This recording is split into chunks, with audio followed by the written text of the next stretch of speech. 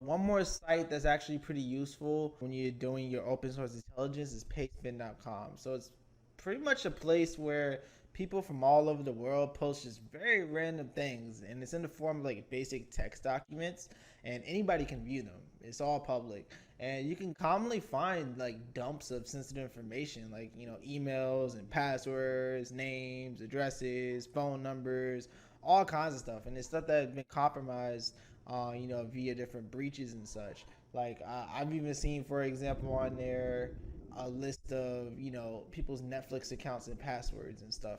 Like it's just things from breaches, things that are sensitive. So maybe you can go in there and search up the domain of your client, and or maybe the name of some employees, and see if something comes up. And that's something that's very useful, for when you're conducting your penetration testing. It's a very good resource to find some potential information that can get you inside.